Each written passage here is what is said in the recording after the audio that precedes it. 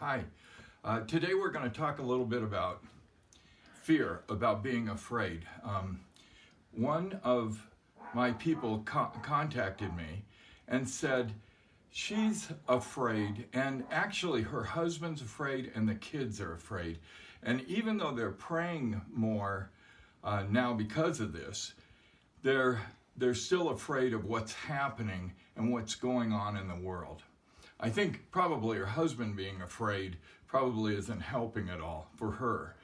But here's how to handle that. Again, let's go back to prayer, and let's start there for just a second. Prayer needs to be done at dusk because that's the beginning of the new day. Remember something too. For everybody that's Christian, not just Orthodox Christian, but everybody that's Christian, the prayer of the new day starts at dusk. You start praying then. You need to talk to God at this time. You need protection by the angels starting on the new day, not halfway through the new day. We don't fight skirmishes, while the battle's going on and we sneak into the middle thinking that we're going to be safe. This doesn't work, okay? So that's one of the things. Next morning when you get up, you say prayers in the morning. And this is important. This is how we get our day started. And God will alleviate a lot of this being afraid or being scared. Okay, next thing. There is healthy fear. Not all fears, not all being afraid is bad. So you need to understand the difference of the two. We all have, or should have, a healthy fear of God. And this is what motivates us in certain respects, okay? Then we have that fear that's built in that we often have when we're with our kids. We move around with our kids. Sometimes you move to different areas because some place doesn't feel safe to you. That's a healthy fear. So some of these fears that you have are healthy and they're good. One of your healthy fears right now is keeping your kids and your family at home so you don't get this virus.